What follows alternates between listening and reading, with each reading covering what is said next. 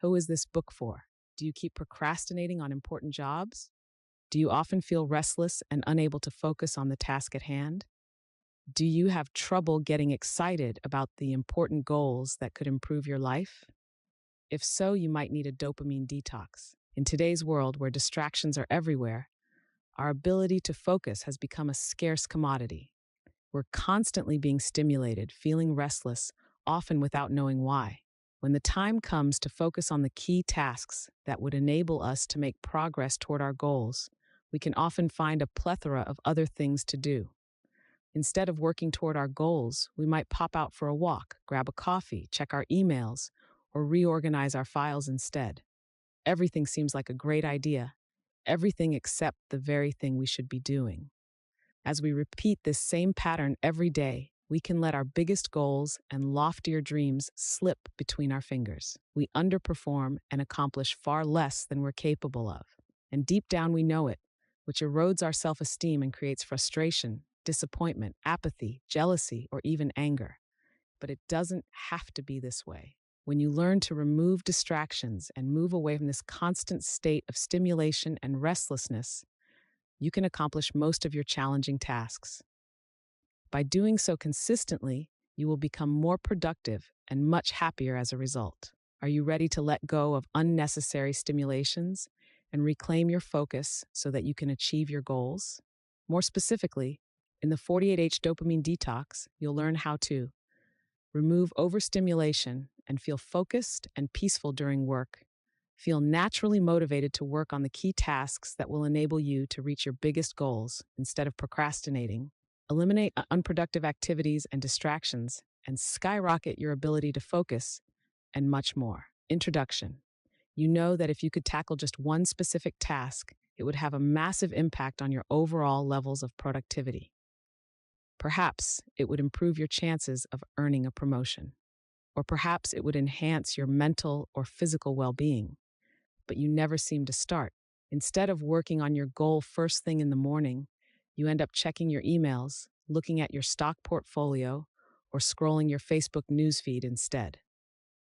Soon enough, that important task will appear less and less appealing. You tell yourself you'll just have one more coffee, or you'll click on just one more YouTube video. But the more you delay your task, the harder it becomes to get started. It's as though an invisible mental barrier had appeared between you and your task, and this barrier seems impossible to overcome. Have you ever felt this way?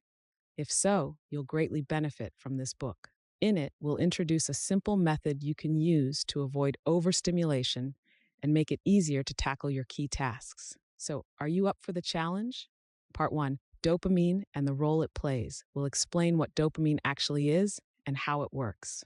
After reading this section, you'll understand why you can't stop checking your phone, struggle to stay away from social media, or binge watch videos. In Part 2, The Problem, we'll see why dopamine can be an issue these days. In this part, you'll discover how your dopamine transmitters have been hijacked and why this can be a major challenge. In Part 3, The Benefits of a Detox, we'll review all the reasons a dopamine detox can be useful. We'll introduce a number of different types of dopamine detoxes, and we will discuss several misconceptions regarding dopamine. In Part 4, A 3-Step Method for a Successful Detox, we'll explain in detail how you can implement an effective dopamine detox in 3 simple steps. In Part 5, Doing the Work and Overcoming Procrastination, we'll focus on getting you back to work. In this segment, you'll learn how to plan your day effectively and remove distractions to help you remain focused. Finally, in Part 6, Avoiding Dopamine Relapse, we'll work through some simple tools and techniques to help you avoid overstimulation and stay focused on your key tasks over the long term. Let's get started, shall we? Part 1, Dopamine and the Role It Plays. You've probably heard about dopamine before and have at least a vague idea of what it is. In this section, we'll briefly define dopamine and describe the role it plays. Dopamine is a neurotransmitter, which makes us anticipate rewards, such as having sexual relationships or eating nourishing food. Dopamine gives us the desire to take action to earn the exciting reward that's waiting for us. It is the force that makes us act. As such, it is a very useful neurotransmitter that has helped us survive and reproduce. and probably one of the main reasons you and I exist today. Contrary to what many people believe, dopamine is not a pleasure chemical. Simply because an event triggers the release of dopamine doesn't mean it is something we like or get pleasure from. In fact, when you pay close attention, you'll notice that as soon as you obtain the expected reward, you'll often feel empty and unfulfilled. The truth is that no amount of stimulation will ever bring you the sense of fulfillment you're seeking. Yet, many of us are constantly overstimulated, looking for the next source that could trigger a release of dopamine. It seems as though we always want more and are never satisfied. And the more we seek stimulation, the worse it becomes. Now look at your own life. What are you addicted to? What do you crave? What are your main sources of stimulation? Do these things really make you happy? As you consider these questions, you'll probably notice that you're addicted to highly stimulating activities, such as watching video games, immersing yourself in social media, or reading emails. When you undertake these activities, you start losing self-control. You want more and more stimulation, and even though they may not give you any real pleasure or lasting fulfillment, you keep doing them. After all, you need the next hit of dopamine, don't you? Under such a state of stimulation, any task that requires concentration becomes much harder to perform. As a result, you will procrastinate. You delay writing that book you've always planned. You put off starting that new venture, or you'll postpone that key project you're in charge of. To sum up, from an evolutionary perspective, dopamine's role is to encourage you to act to earn the anticipated reward needed for your survival or reproduction. This is dopamine's primary role. Unfortunately, in today's world, the process has been hijacked, which leads to many unintended consequences, as we'll discuss in the next section. Action step. Using your action guide, answer the following questions. What are you addicted to? What are your main sources of stimulation? Do they really make you happy? Part 2, the problem. Previously, we've seen how dopamine plays an important role from an evolutionary standpoint. In this section, we'll see why this neurotransmitter has been hijacked and what you can do to guard yourself against the dopamine traps we face in today's society. The neurotransmitter of mortem daps, you can think of dopamine as the molecule of more. This is because the more our environment or actions trigger the release of dopamine, the more we'll want our next shot of dopamine. In fact, this self-reinforcing mechanism is also how many addictions work. By continuously triggering the release of dopamine through different means, such as drug or alcohol consumption, addicts actually strengthen their tolerance to such stimulation. As a result, they need stronger and stronger stimulus to experience the same sensation of pleasure. However, addictions are not just limited to drug or alcohol consumption. In truth, many activities can become somewhat addictive. For example, gambling, sex shopping, thoughts, rumination, video games, exercise to extreme, work. What about you? Are you currently addicted to anything? If you can't spend a day without engaging in a certain activity, it means you're probably a little addicted to it. Fortunately, as we'll see later, there are ways to limit the amount of stimulation we're exposed to each day. And as we reduce our exposure to stimulating activities, we will naturally increase our focus and boost our productivity levels. Now, let's see how your dopamine neurotransmitter is being hijacked in today's world. More importantly, let's see the specific things you can do to regain control. Action step. Using your action guide, write down a past situation when you couldn't stop doing something. Are there any activities you can't stay away from for one whole day? Write it down as well. Your dopamine neurotransmitters are being hijacked. Your focus is a scarce asset, which is why marketers spend billions of dollars to attract your attention. Many apps are designed to hook you. Social media companies like YouTube, Facebook, and Instagram know that the more time you spend on their platforms, the more money they make through advertising. Perhaps one of their greatest recent discoveries is the use of notifications. How many times have you opened an app just because a red notification pops up on your screen? And how much time did you waste subsequently? I wouldn't be surprised if it ran into hundreds of hours each year. And thanks to ever more sophisticated algorithms, companies have become better at hooking us. Amazon's book recommendation system is more accurate and widespread than any system a physical bookstore could create. Likewise, YouTube suggestions are heavily customized, and Facebook's customer research algorithm is quite amazing too. As a demonstration, try the following experiment. Visit your newsfeed, watch a couple of suggested videos on a similar topic, and see what happens. The other day, I watched a basketball video and immediately received a recommendation to view another one. So I watched it, and then I watched another one, and so on. Now, the development of sophisticated algorithms has its pros and cons. On the plus side, it becomes easier to discover content you actually want to watch. On the negative side, it makes it easier to become stuck in a never-ending loop, watching one video after the other. In a sense, instead of using the internet to find information or communicate with loved ones, the internet has become the one using you. It does so by hijacking your focus and making you unproductive and, as a result, restless. Social media notifications are a great example of how your brain is being hijacked. Whenever you see a notification, you anticipate the reward you'll receive when clicking on it, which triggers the release of dopamine in your brain. However, this doesn't make you happy or fulfill you, at least not for long. Remember, dopamine is not a pleasure chemical. It is a neurotransmitter that is activated when you anticipate a potential pleasure, and that pleasure is usually temporary. Below are some other ways your dopamine neurotransmitters are being hijacked. Whenever you check your email, you're expecting a reward, which could be a message from a friend or some exciting news. Whenever you check stats, such as investment portfolio or website traffic stats, you expect a reward from seeing encouraging numbers, and the unpredictability makes it more exciting. Whenever you visit YouTube, you expect to watch interesting or exciting videos. Whenever you visit social media sites, such as Facebook, Twitter, or Instagram, you're anticipating rewards such as likes or comments on your posts, messages from friends, or interesting content. When you engage in any of the above activities, you risk becoming not only overstimulated, but also distracted. And as a result, you will lose your ability to focus. Whoever has succeeded in staying away from the internet or social media for a few days understands what a waste of time and focus such activities can be. What about you? How do you allow your dopamine neurotransmitters to be hijacked? Food craving. Hunting for food used to be one of our biggest drivers for action.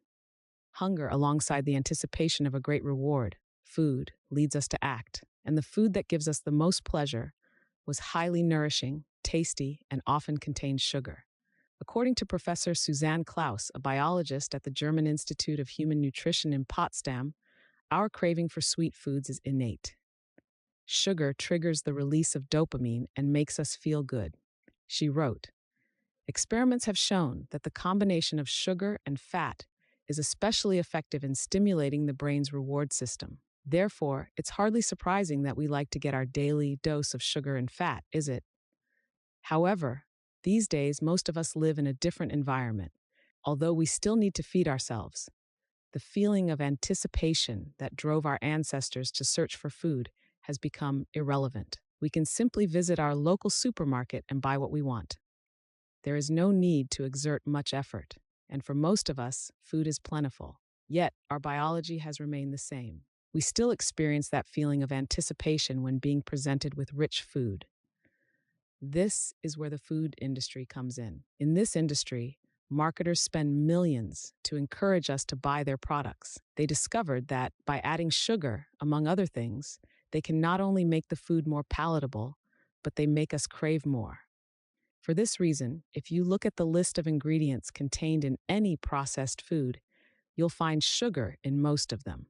However, I should mention that while there is a debate on the actual addictive power of sugar, it is unlikely to be as addictive as cocaine, as you might have read in some online articles. Robert Lustig, professor of pediatrics at the University of California, San Francisco, asserts that sugar is addictive, but on the same level as nicotine, not drugs like heroin. As Dr. Ziauddin, a psychiatrist at the University of Cambridge, noted, the brain's reward system and the circuits that control eating behavior are the same ones that respond to drugs of abuse. But, unlike sugar, drugs of abuse seem to hijack those systems and turn off their normal controls. Furthermore, Tom Sanders, emeritus professor of nutrition and dietetics at King's College London, wrote, "It is absurd to suggest that sugar is addictive like hard drugs." He also said, "While it is true that a liking for sweet things can be habit-forming, it is not addictive like opiates or cocaine. Individuals do not get withdrawal symptoms when they cut sugar intake." To conclude, humans seem to have a natural craving for sugar and fat. While we may not be addicted to them per se, it might be a good idea to reduce our intake and lower our dependence on them, especially on sugar. Dopamine and constant stimulation can impair your ability to think long-term. Studies have shown that one of the best predictors of success is the ability to think long-term. People who repeatedly focus on where they want to be in the future make better decisions in the present. They tend to eat healthier food, be more productive at work, and save and invest more money than others. After extensive research into success, Dr. Edward Banfield of Harvard University concluded that long-time perspective was the most important determinant of financial and personal success in life. He defined long time as the ability to think several years into the future while making decisions in the present. Unfortunately, these days, focusing on our long-term goals isn't an easy feat. Many external forces lead us to become caught up in short-term thinking and encourage us to fall for immediate gratification. While we often know what we should be doing, we fail to do it. For example, we know we should eat healthily, but binge eat on sweets or sugary beverages more than we should. We understand we should study, but we procrastinate by watching yet another series on Netflix. We can see the benefits of exercise, but we'd rather be sitting and chatting with friends on social media. I believe that social media and the internet as a whole have negatively impacted our ability to both think long-term and to focus deeply on the task in front of us. It is no surprise, therefore, that Apple CEO Steve Jobs prohibited his children from using phones or tablets, even though his business was to sell millions of them to his customers. The billionaire investor and former senior executive at Facebook, Chamath Palihapitiya, argues that we must rewire our brain to focus on the long term, which starts by removing social media apps from our phones. In his words, such apps wire your brain for super-fast feedback by receiving constant feedback, whether through likes, comments, or immediate replies to our messages. We condition ourselves to expect fast results with everything we do. And this feeling is certainly reinforced through ads for schemes to help us get rich quick, and through cognitive biases, i.e., we only hear about the richest and most successful YouTubers, not about the ones who fail. As we demand more and more stimulation, our focus is increasingly geared toward the short term, and our vision of reality becomes distorted. This leads us to adopt inaccurate mental models, such as, "Success should come quickly and easily," or "I don't need to work hard to lose weight or make money." Ultimately, this erroneous concept distorts our vision of reality and our perception of time. We can feel jealous of people who seem to have achieved overnight success. We can even resent popular YouTubers. Even worse, we feel inadequate. It can lead us to think we are just not good enough, smart enough, or disciplined enough. Therefore, we feel the need to compensate by hustling harder. We have to hurry before we miss the opportunity. We have to find the secret that will help us become successful. And in this frenetic race, we forget one of the most important values of all: patience. No, watching motivational videos all day long won't help you reach your goals, but performing daily consistent actions sustained over a long period of time will. Staying calm and focusing on the one task in front of you every day will. The point is, to achieve long-term goals in your personal or professional life, you must regain control of your attention and rewire your brain to focus on the long term. To do so, you should start by staying away from highly stimulating activities. Here is a perfect illustration of long-term thinking. Amazon, the world's third largest company, was created in 1994, but had to wait until 2003 to have its first profitable year. That year, it generated a net profit of $35 million after reporting a net loss of $149 million the previous year. Now, its founder, Jeff Bezos, could probably have made profits earlier, but instead, he decided to reinvest in his business to create strong foundations that he hoped would enable Amazon to survive for decades.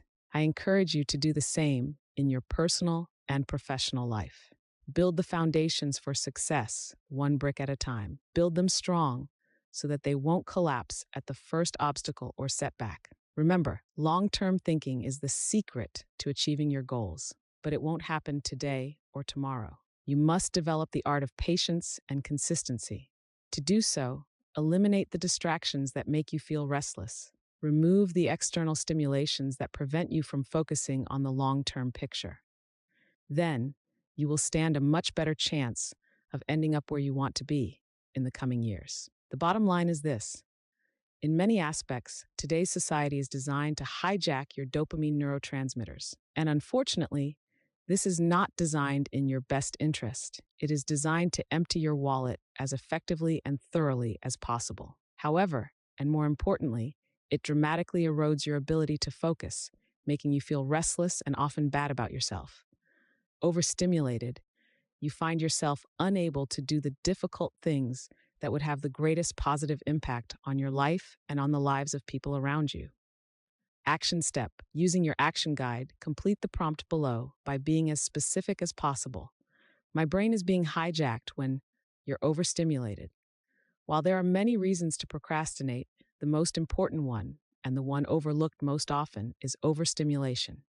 When you are calm and focused, doing your main work can be surprisingly easy. You might even be excited, looking forward to making progress toward your biggest goals each day. However, the problem is that you're often anything but calm and focused. Instead, you're rushing through your day, jumping from one task to the next.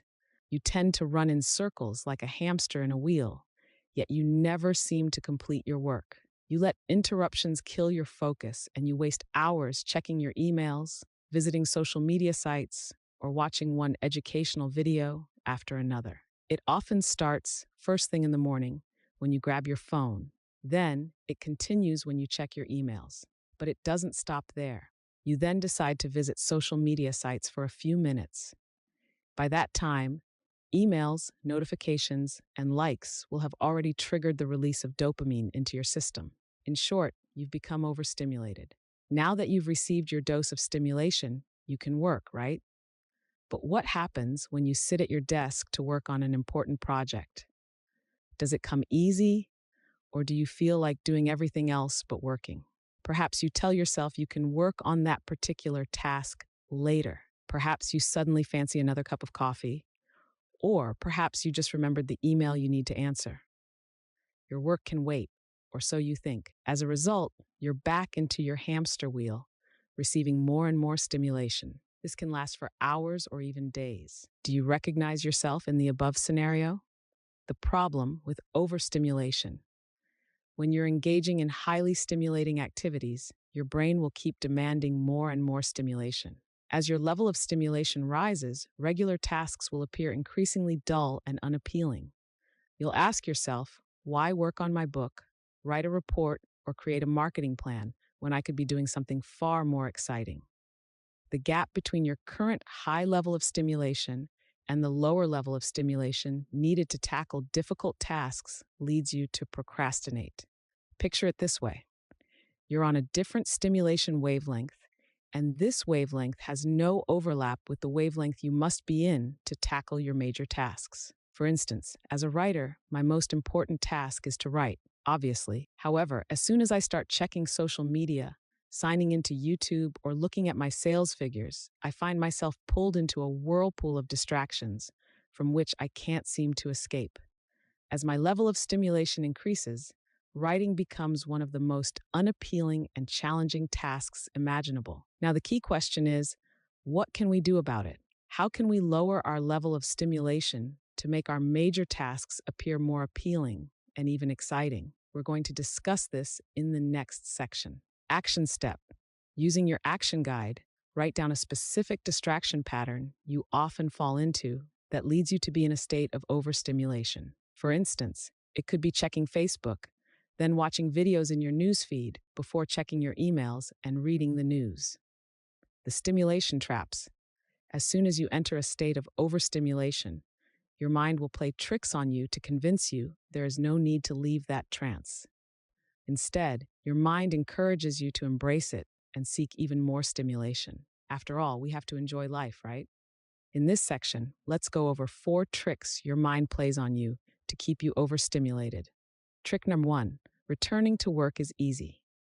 The first trick your mind will play on you is to pretend that returning to work will be easy. It will try to convince you that you can start work whenever you choose, that you're in control of your actions. But couldn't be further from the truth.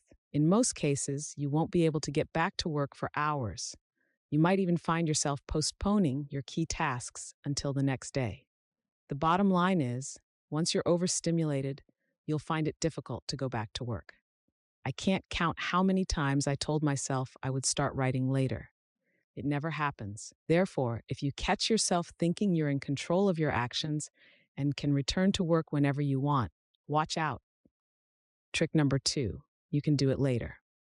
Another trick your mind will use is to tell you that you can do your task later. It will convince you there is plenty of time in the afternoon, or that you can always do it tomorrow, next week, or next month. However, if you don't fight back, putting things off will become a habit. And 5 years from now, you'll be angry at yourself for having accomplished so few goals. Trick number 3, excitement is not the same thing as fulfillment. When you're engrossed in stimulating activities, your mind will sell you on how much fun and enjoyment you are having. You should do more of it. Don't worry about anything else for now. Just enjoy yourself, or so your mind says. But whatever your mind says, excitement doesn't equal fulfillment. Once your level of stimulation reverts back to normal, ask yourself the following questions. How much did I actually benefit from watching YouTube videos, scrolling through my Facebook newsfeed, or checking my emails repeatedly? In hindsight, was the time spent in a meaningful way? Did it enhance the quality of your life? Remember, excitement isn't fulfillment. Excitement can be fun, but make sure you work on developing an inner sense of peace and a heightened state of focus. This is much more likely to bring you fulfillment in the long run. If you want to learn how to use your time both effectively and meaningfully in greater depth, read Book 8 in my Mastery series, Master Your Time. Trick number 4, you're missing out.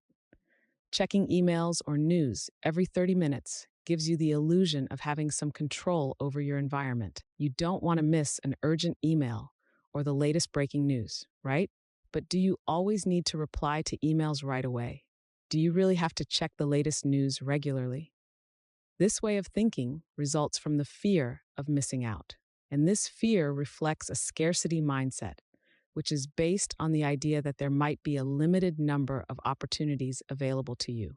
As such, you should seize each opportunity while you still can, shouldn't you? But opportunities are everywhere. There will always be more in the future.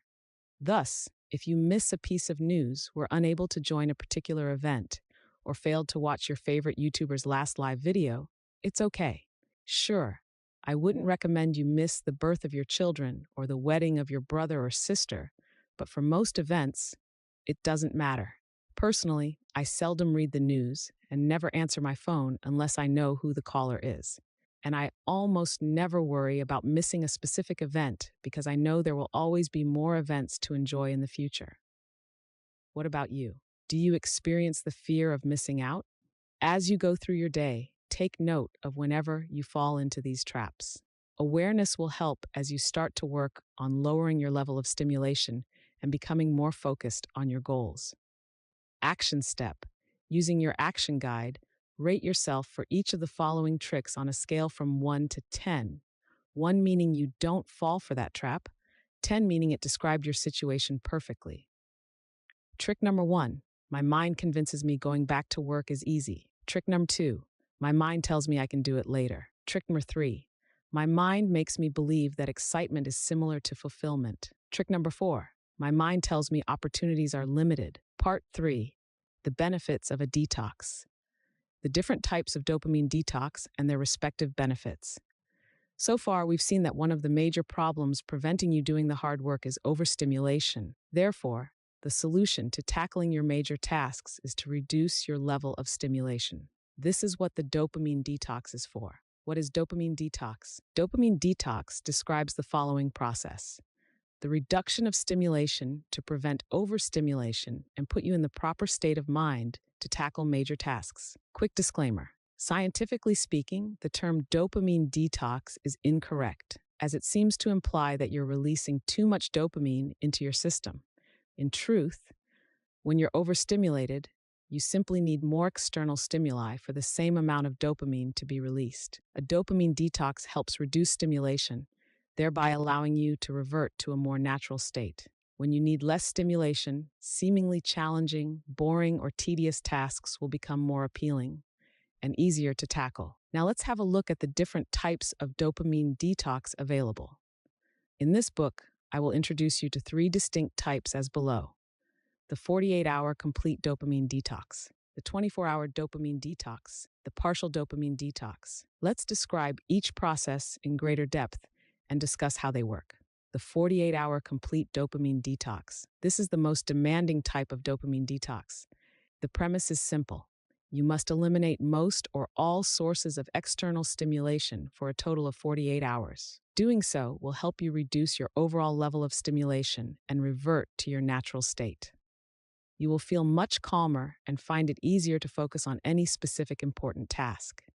By eliminating all external sources of stimulation, I mean you need to remove the following things from your life for 48 hours: drug, alcohol consumption, exercising, internet, movies, music, except perhaps for relaxation music, phone, social media, sugar, processed foods, and video games. Each of the above activities stimulates you, some more than others. Now, you might wonder, if I eliminate these distractions, what should I be doing instead? Here are some suggestions: going for a contemplative walk, journaling, meditating, relaxing, practicing awareness exercises, reading, except stimulating read perhaps, and stretching exercises. As you can see, the 48-hour dopamine detox is intensive and might appear rather drastic, but it could be even more extreme. One of my friends, Nils, attended a Vipassana retreat, which is a 10-day meditation retreat. During the 10 days, the participants are required to maintain complete silence and have no gesture or eye contact with anyone, have no physical contact, take no physical exercise, stop smoking, drinking, or taking any other drugs, give up their phone and internet, and have no outside contacts, avoid music, reading, and writing, and avoid filming or taking pictures. By comparison, the 48-hour dopamine detox sounds easy, right? Nils relates his experience in detail in his article, My 10-Day Vipassana Experience, Silent Meditation Retreat, the 24-hour dopamine detox.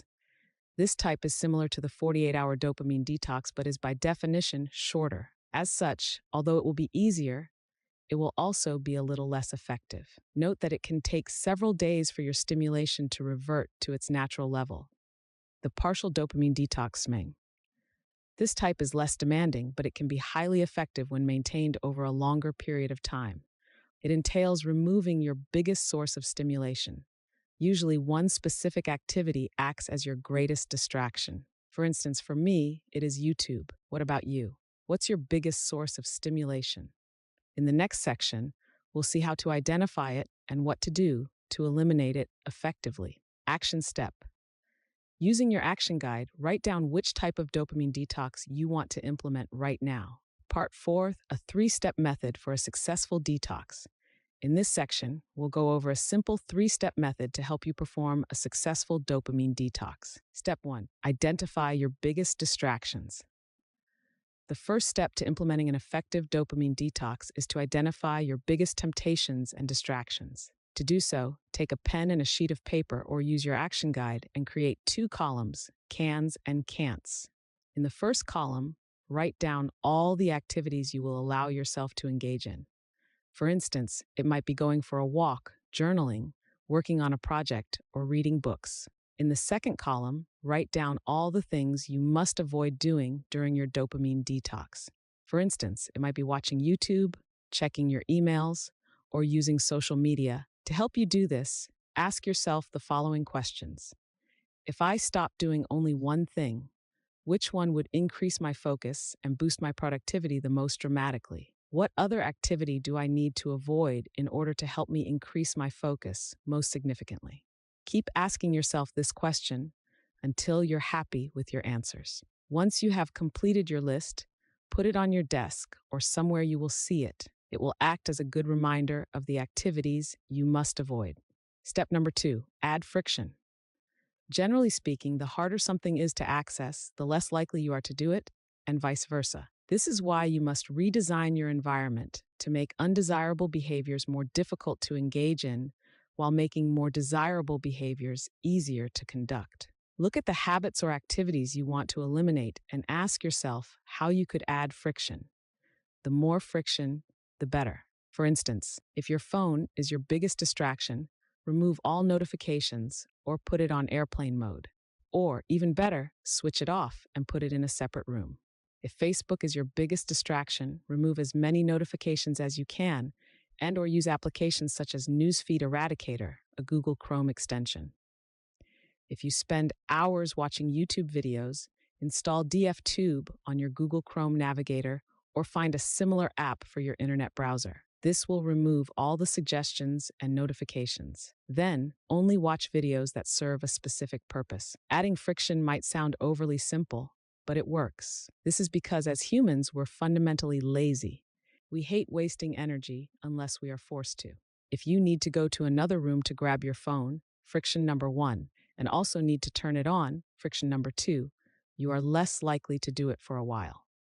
After I put my internet modem in my storage room, to get it back I needed to leave my apartment, friction number 1, take the elevator to descend 4 floors, friction number 2, open 4 doors, friction number 3, number 4, number 5, and 6 to reach my modem, and repeat the actions in reverse, friction 7 to number 12. This is a great deal of friction. Since I spent energy to take my modem to the storage room in the first place, my mind resisted getting it back right away. This would be a great waste of energy, which my mind doesn't like. The bottom line is, the more difficult you make it to engage in unwanted behaviors, the better, conversely, make your desired behaviors as frictionless as possible. For instance, to facilitate writing in the morning, I avoid checking my phone or my emails and leave my word processor open. Then, I often put on relaxing music and use a timer. I like to do 45-minute work sessions. By doing so, I've removed friction and obtained the buy-in from my mind. It wouldn't make sense if I suddenly stopped the music, paused the timer, and moved on to another activity. My mind would see it as a waste of energy. Of course, I may still procrastinate, but removing friction and creating a simple routine reduces the chances of me doing so. Your turn now. How could you add friction to eliminate unwanted behaviors? Look at your list of can'ts. Next to each of them, write down specific things you could do to add friction. Then, look at your list of cans and write down things you could do to eliminate friction. Remember, your mind is lazy. Use this to your advantage. Step number 3, start first thing in the morning. The third and final step is simply to get started. I recommend you start first thing in the morning before becoming overly stimulated. I've noticed that if I check my phone or access the internet upon waking up, I will probably become distracted. I also recommend you create a morning routine to help you start your day on a positive note and with a strong focus. Over the long term, a simple morning routine can make a massive difference in your life. What about you? What's the first thing you do when you wake up? Does this help you remain calm and focused, or does it lead you to feel overstimulated and result in procrastination? To establish your morning routine, write down 2 or 3 simple things you could do each morning. You'll use these activities to kickstart your dopamine detox, and hopefully, you will stick to the routine over the long term. Remember that the routine should deepen your focus rather than stimulate you. For instance, you could meditate, stretch, listen to some relaxation music, write down your goals for the day, write down 3 things you're grateful for, or repeat positive affirmations. Action step. Using your action guide, create a simple daily routine to follow during your dopamine detox and beyond. To sum up, in order to implement a successful dopamine detox, you should 1. Identify your biggest temptations and/or distractions and write them down on the sheet of paper. Then, make sure you put the sheet in a prominent position. 2. Make unwanted behaviors harder to engage in by adding friction. 3. Make desired behaviors easier to engage in by reducing friction. And 4. Implement a simple morning routine to calm your mind and start your day with a low level of stimulation. Now, decide whether you want to do a 48-hour, a 24-hour, or a partial detox. Then, identify the main sources of stimulation you'll eliminate as you go through your detox. For the 48-hour and 24-hour detox, try removing most, if not all, sources of stimulation. Stay away from the internet. Refrain from gambling. Avoid watching TV. Stop playing video games. Eat light meals free of sugar and processed food. Turn off your phone, and so on. For the partial detox, strive to remove your biggest source of distraction. Tips to make the most of your dopamine detox. Below are a few tips that will help you maximize the benefits you'll obtain from your dopamine detox. Take notes. During your dopamine detox, I encourage you to take notes. If you feel restless, write it down. If you experience an urge to check your phone or to watch videos, write this down too. That way, you'll be able to identify your biggest sources of stimulation and learn more about the way your brain works. Reflect on your life. When we're constantly busy and overstimulated, we sometimes fail to take a step back. We can't see the forest for the trees. Use your dopamine detox as a way to zoom out. To do so, reflect on your goals. What goals are you pursuing? Are they the right ones for you? Are you making progress toward them each day? And if you keep doing what you're doing, will you reach them? Assess how you're using your time. Are you being truly productive each day? Do you spend time on things that matter? Which activities or projects do you really need to focus on? Which ones do you want to stop doing? Self-reflect. Are you where you want to be in life? What inner work could you do to improve yourself? Solve your problems. If you have any problems or worries, write them down alongside potential solutions. Just putting your thoughts on paper can help you declutter your mind and gain clarity. This is because it's difficult to address thoughts that stay in your mind. You tend to ruminate on them.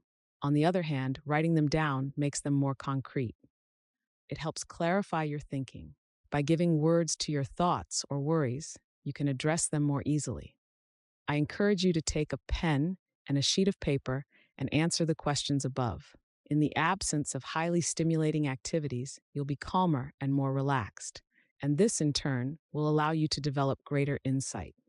More generally speaking, dedicating time to thinking each week can make a major difference in your life.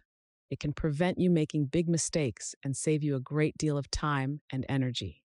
Therefore, refuse to let busyness be an excuse to avoid reflecting on your life. Identify your fears.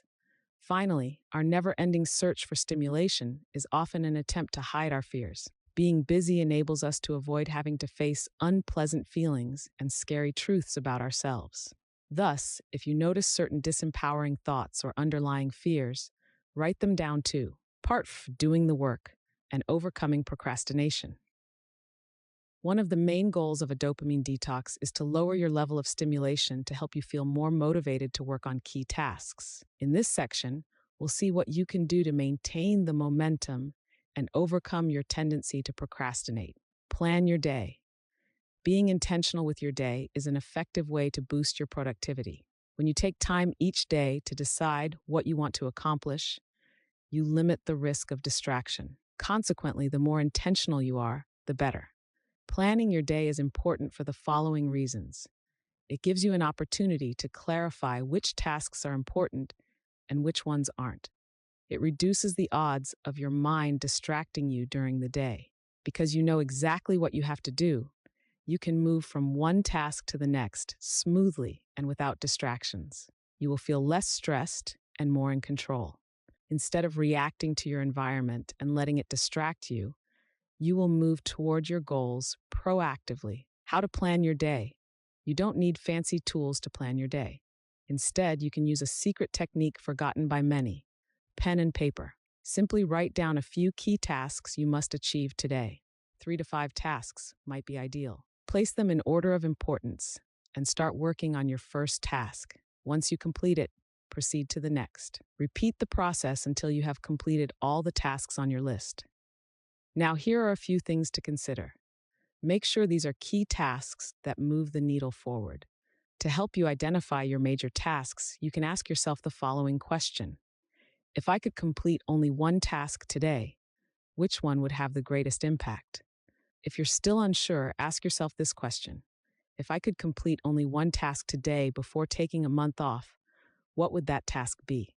You'll notice that your most important tasks are often the ones you want to do the least. Perhaps it's because they are challenging. Perhaps you don't know where to start. Or perhaps they're boring. But your dopamine detox will help make these tasks easier to tackle. Note that you can use the same method to set weekly, quarterly, monthly, and yearly goals. I also recommend you create a long-term vision. It could be a 5 or 10-year plan. Of course, it won't be perfect, but simply having an idea of the direction to follow will make a huge difference. To set short-term goals, reverse engineer what you must do to reach your long-term goals. For instance, if I want to write a book in the next 90 days, one goal could be to create an outline. Another could be to complete the first draft. And to hit that target, I could establish a specific daily word count. Action step. Using your action guide or a separate sheet of paper, write down your daily and weekly goals. Schedule one major task to work on each morning. While there are thousands of books on productivity, only a few principles matter. I believe the most important one is to identify your key task and tackle it first thing in the morning. And do this consistently. Even though you might have a never-ending to-do list, there are always a few major tasks that, when completed, will skyrocket your productivity. Unless you can complete them, nothing else will really matter. The key to productivity can be summarized in 3 words. 1. Focus. 2. Consistency. And 3. Impact. 1. Focus is your ability to maintain your concentration and avoid distraction or procrastination while working on your tasks. 2. Consistency means developing the habit of working on your key tasks every day, week after week, month after month, and year after year. 3.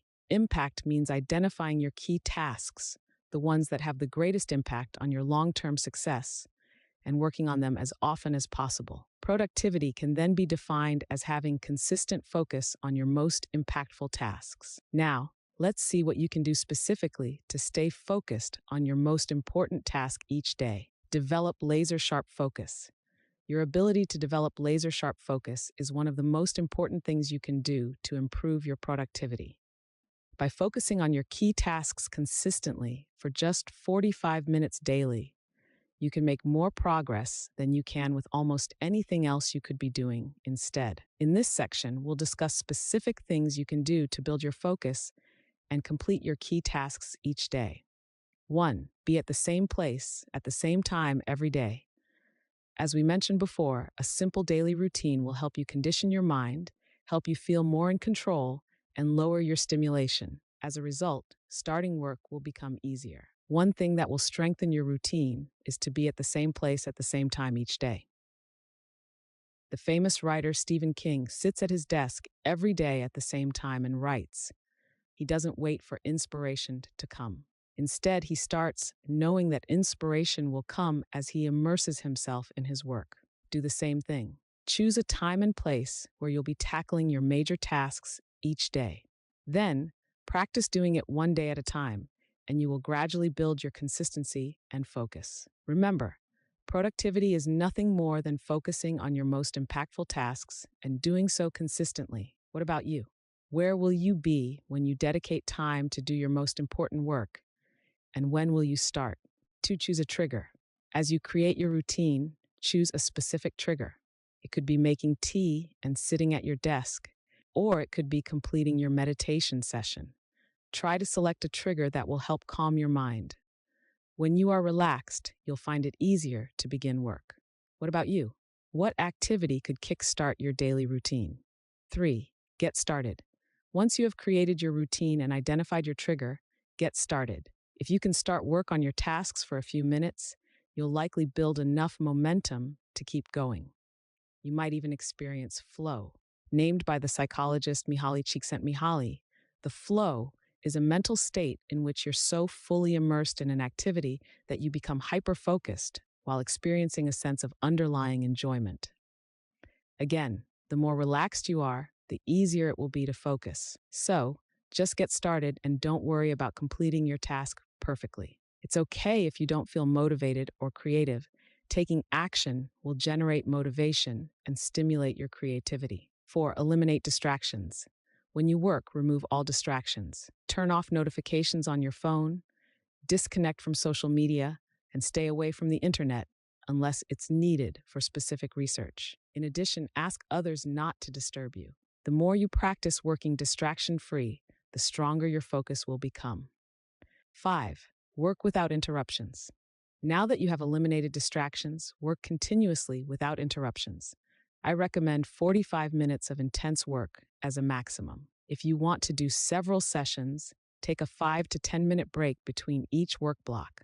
Following the 5 steps above will strengthen your focus and boost your productivity. And as you procrastinate less, you'll feel better, which will positively impact other areas of your life. To learn more on how to develop laser-sharp focus, refer to Book 3 in this series, Powerful Focus. Action Step. Using your action guide, follow the steps below to develop laser-sharp focus. 1. Decide what time you will focus on your key tasks. Then, make sure you're at the same place at the same time each day. Choose a specific trigger to signal the start of your morning routine. 3. Just get started. When you work on your tasks for a few minutes, you'll be more likely to enter the flow and keep working longer. 4. Eliminate any distractions, phone notifications, internet, etc. And 5. Finally, work without interruption. Aim to complete 45 minutes of uninterrupted work. Beware of open systems.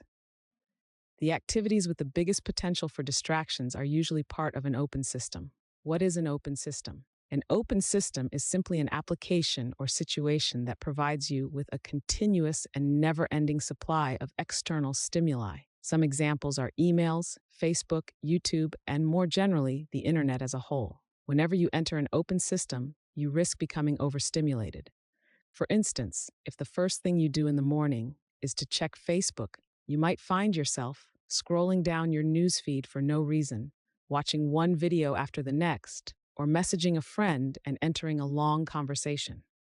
Once you finally close Facebook, you might find yourself so stimulated, you'll struggle to begin work. This is why you must guard against entering an open system and understand the risk you take if you do so. With open systems, there is no end to reach, no point at which you can ever be finished, and an almost infinite number of ways to become distracted.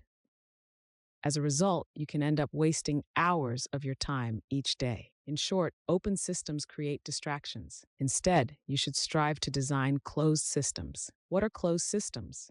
These are systems that offer little or no room for distractions. As a result, they force you to work on your task and only on it. Some examples are Excel spreadsheets, Word documents, or PowerPoint presentations. These days, I strive to open the file for the book I'm currently writing before doing anything else on my computer. I also avoid checking my phone. In other words, I start my day with a closed system, and I encourage you to do the same. When you begin your working day with a closed system, you can avoid becoming overstimulated, which will make it easier for you to work on challenging tasks. And as you do so each day, you'll feel better and will want to work on even more tasks. So perhaps one of the biggest secrets to overcoming procrastination and becoming more productive is to start your day with a closed system. This way, you can avoid countless distractions. Remember, what you do first thing in the morning matters far more than you think. Just one tiny decision can have a dramatic effect on your day's productivity. Action step. Using your action guide, write down a few examples of open systems that lead to you becoming distracted. Then, write down one closed system you could implement to help you increase your productivity. Part 6, avoiding dopamine relapse. You've just completed a dopamine detox, and now I bet you feel much more relaxed and far more in control of your day. But what next? If you're not careful, you'll inevitably relapse. Old habits die hard. That's why, in this section, we'll describe a few specific things you can do to avoid reverting back to your never-ending stimulation loop. Let's get started. 1. Be aware when you start relapsing. Self-awareness is the key to making lasting change. The first step to avoid or limit relapses is to notice whenever you find yourself becoming overstimulated. When you struggle to work on an important task, stop for a moment. Then recommit to your daily routine. In truth, You will probably relapse after a few days, weeks, or months. And this is completely normal. I find myself going from periods when I'm hyper-focused to periods when I feel restless and so overstimulated that I struggle to complete any work. To understand the battle between you and your mind. When it happens to you, the key is to accept it and avoid feeling guilty. Beating yourself up won't help you build a successful daily routine. It will only make things worse. Therefore, don't dwell on it. Don't feel guilty or ashamed of yourself. Simply restart your routine and do it one day at a time. 3. Understand that the world is against you. In today's world, maintaining focus has become incredibly difficult. That's because everybody is vying for our attention. And I'm not just talking about our family members, friends, or colleagues. I'm also talking about marketers, YouTubers, or bloggers. Nowadays, more than ever, the ability to attract people's attention is one of the biggest sources of income for many companies. In short, your focus is worth a lot of money, which is why YouTube, Facebook, and Instagram do everything they can to keep you glued to your screen. However, your focus is also worth a lot of money to you. When you reclaim your focus and use it to achieve your biggest goals, you can transform your life radically. You can make more money by channeling your focus into great work, and you can increase your well-being by redirecting it toward more meaningful activities, i.e., spending time with your family and friends or engaging in your favorite hobbies. Here's my point. The world is working against you. There will always be someone trying to grab your attention. As such, you have two choices. You can protect your focus by building habits and systems, or you can remain unprepared and let anyone distract you from the important things you should be doing with your time. Which option will you choose? 4. Prepare a contingency plan. An effective way to avoid relapsing is to create a contingency plan. To do so, think of all the ways you are likely to lose your focus and revert to your previous behaviors, and guard against them by creating a contingency plan. So, what things could make you relapse? For instance, if I check my phone first thing in the morning, I'll probably end up jumping from one stimulation to the next. I'll check Facebook, then perhaps reply to a message. This message may remind me of something else I need to do, or it might give me ideas. Suddenly, my mind will become agitated and provide me with a plethora of good reasons not to write this morning. To create your contingency plan, consider all the activities with the highest potential for distraction. To identify them, revisit the list of can'ts you created earlier. Envision the worst-case scenarios. What could lead you to lose focus and stop doing your morning routine? Using your action guide, write down all the worst-case scenarios you can think of. Prepare yourself mentally. Visualize yourself going through these scenarios. How will you react? Now, how would you like to react? See yourself dealing with these scenarios the best way possible. 5.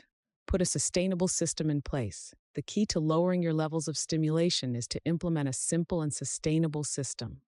This system doesn't necessarily entail a complete shutdown from distractions, but it does require putting in place habits that will help you stay focused.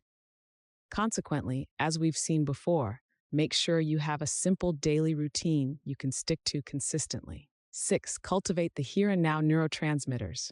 To prevent overstimulation, cultivate the here and now neurotransmitters, which include endorphin, oxytocin, or serotonin.